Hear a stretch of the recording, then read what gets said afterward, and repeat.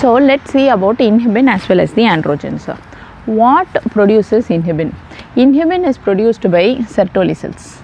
In males it is produced by Sertoli cells, and in females it is produced by the granulosa cells.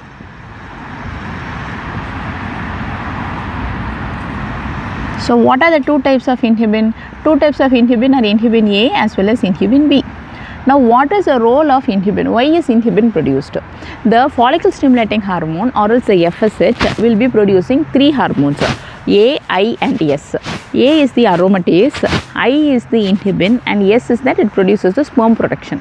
So the inhibin acts as a negative feedback. When there is excess of FSH which is released, and when there is excess of inhibin which is released subsequently, then something has to stop the FSH, telling that, indicating that there is already excess of hormones, so enough. So that role is done by inhibin. That is, it is acts as a negative feedback.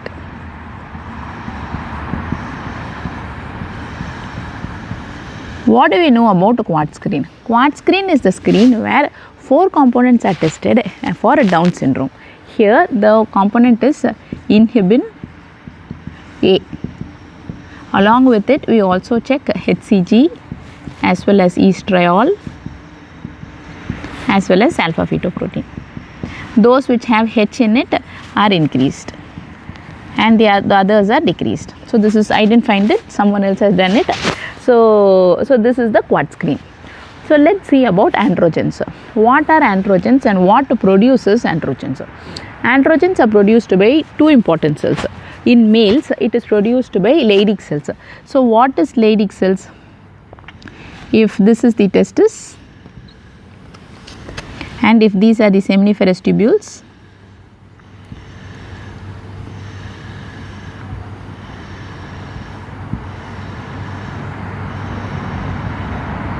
which will drain in the epididymis, and which forms the and through this the sperm enters.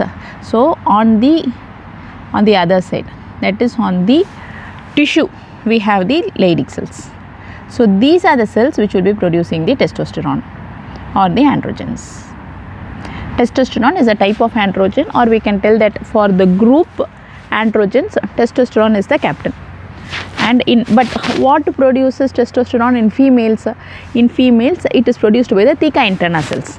Now what is theca interna cells? If we see, this is the ovary and this is the Graafian follicle. The ovum is finally released. We have the ovum which is developing inside the Graafian follicle.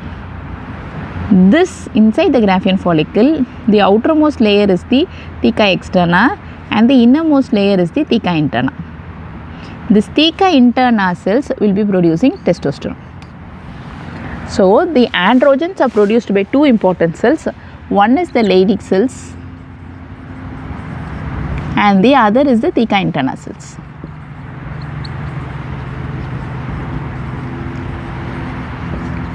We also have the adrenals producing the androgens. Adrenals will be producing DHEAS. That is dihydroxyepiandrostenedione S. That is produced by adrenals.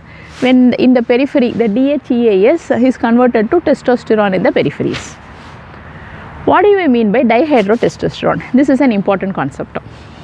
The testosterone gets converted to dihydrotestosterone by means of 5-alpha reductase. So what is the role of dihydrotestosterone? Dihydrotestosterone is the one which is important for external male characteristics.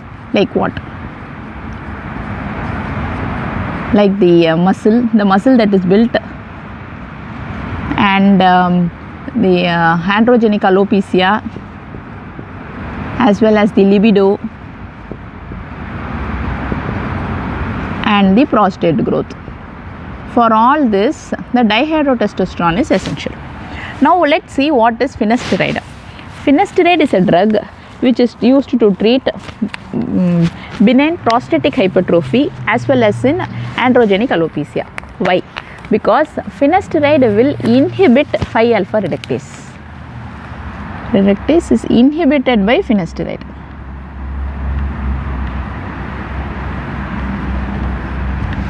So therefore finasteride is useful in benign BPH as well as in androgenic alopecia.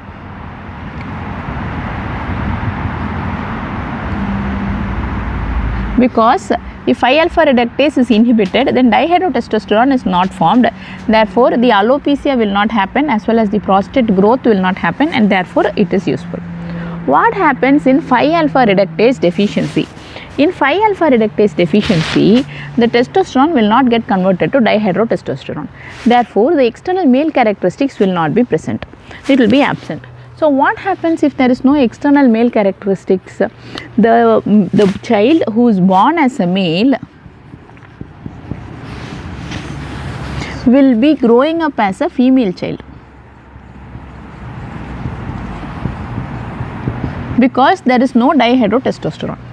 At puberty, even though 5-alpha reductase is absent, there will be overriding, there will be excess production of testosterone at puberty. Therefore, even though 5-alpha reductase is not there, the testosterone will still be converted to dihydrotestosterone. So, at puberty, there will be an increased dihydrotestosterone. Therefore, that child who has been a female all this while will start developing hair on the upper lip. They will tell that the clitoral hood has grown 1 to 2 centimeters. So, all that, and then she has grown quite tall at puberty. So, all this is because of the dihydrotestosterone which is produced during puberty. So what is this condition? When a clinical scenario with this presentation is given to you, then that means that it is because of a 5-alpha reductase deficiency.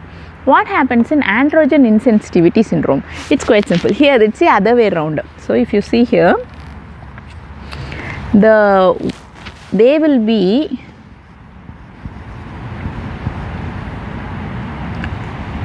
male, but again the androgen that is produced in this male child will not be acting on the end organs. So they will not be having axillary hair, they will not be having pubic hair, they will not be having hair, there will be no male secondary characteristics at all. They will be looking exactly like a female, but since they are born as a male, they won't be having uterus. So the vagina will end as a blind pouch. They will be not having menarche. So with all these present symptoms, but karyotypically they will be males. So this is because the androgen that is normally produced in the males is not acting on the end organs. Therefore, they are living as a female. So this is about the androgen insensitivity syndrome. With this, we have covered in brief about androgens as well as inhibin. Thank you for listening all this while.